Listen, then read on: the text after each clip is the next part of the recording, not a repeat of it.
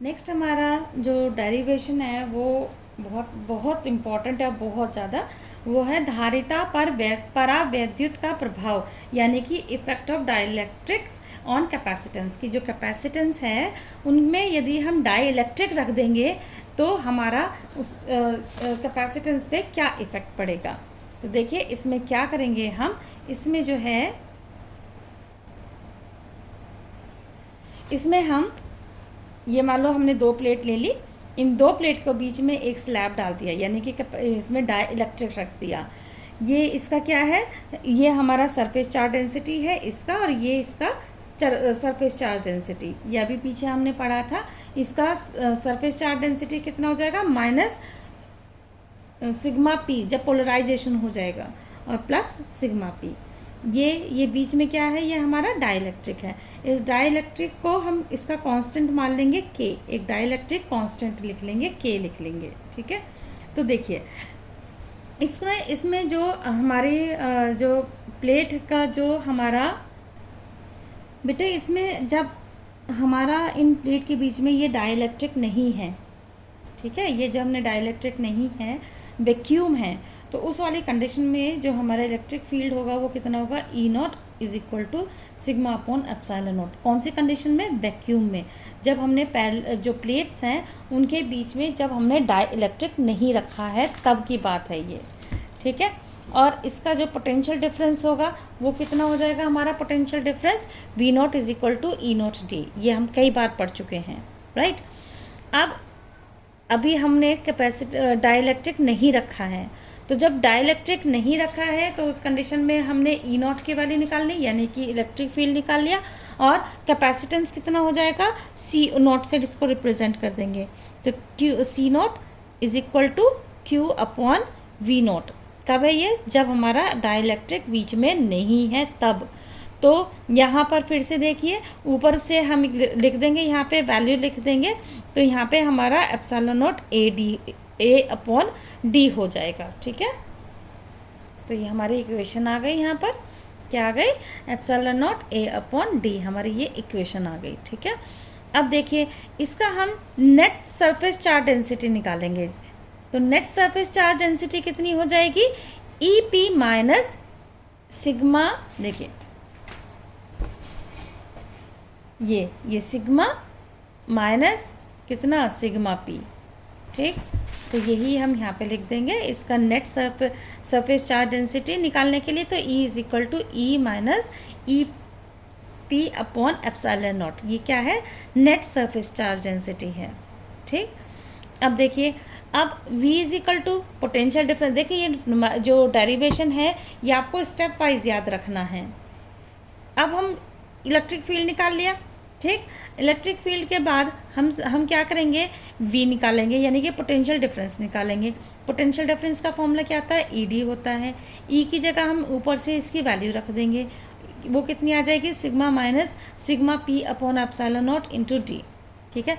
For linear dielectrics का मतलब जब हमारे इलेक्ट्रिक फील्ड में जो हमारे चार्जेस हैं वो कैसे होगा, डाइलेक्ट्रिक कैसा हो गया, इस कंडीशन में। ये पहले मैंने बता चुकी हूँ मैं आपको, ठीक है। तो लीनियर डाइलेक्ट्रिक के लिए ये जो इनका नेट सरफेस चार्ज डेंसिटी है, sigma minus sigma P is equal to कितना हो जाएगा, सिग्मा के हो जाएगा। क्यों हो जाएगा, क्योंकि जो हमारा सिग्मा पी है वो डायरेक्टली प्रोपोर्शनल होता है इलेक्ट्रिक फील्ड के, और इलेक्ट्रिक फील्ड डायरेक्टली प्रोपोर्शनल होता है सिग्मा के।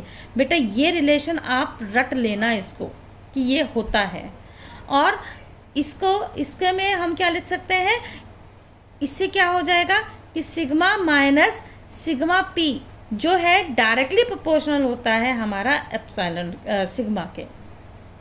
Sigma minus sigma P directly proportional होता है हमारा सिग्मा के, ठीक है। अब इस प्रोपोर्शनल का साइन हटाया है तो हमने 1/k लिखा है, जबकि k हमारा क्या है, कांस्टेंट है।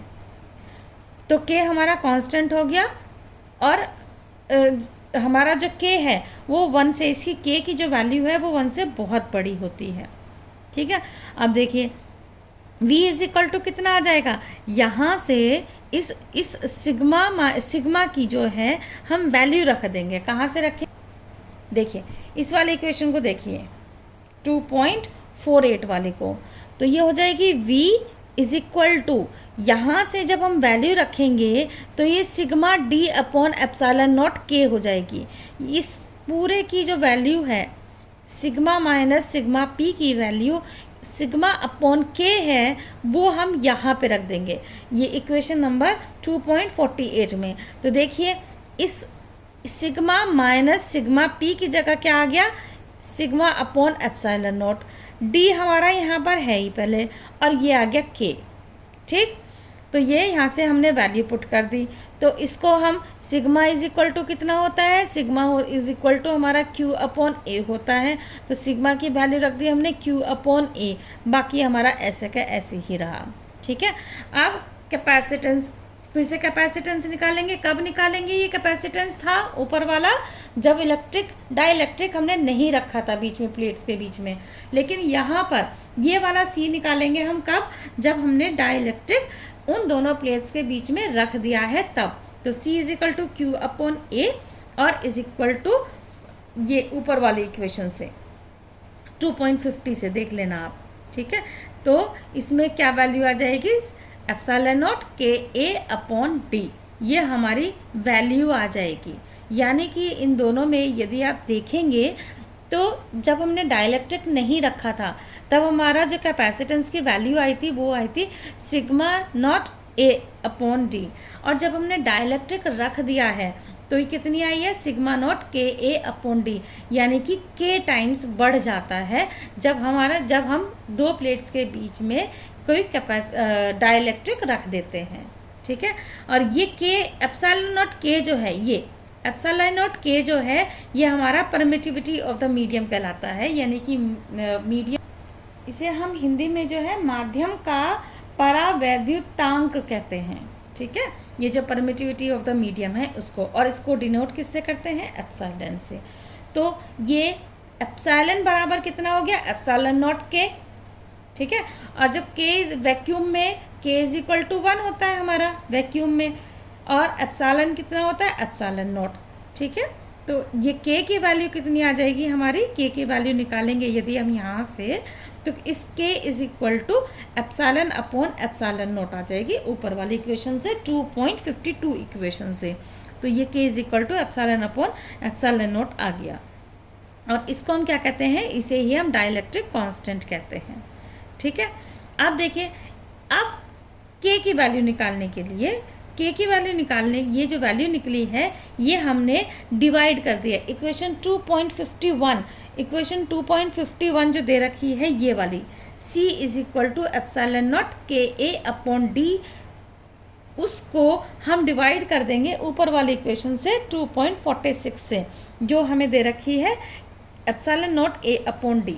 हम इन दोनों को एक दूसरे से डिवाइड कर देंगे, तो k की वैल्यू निकल के जो आएगी वो k is equal to C upon C naught निकल के आएगी।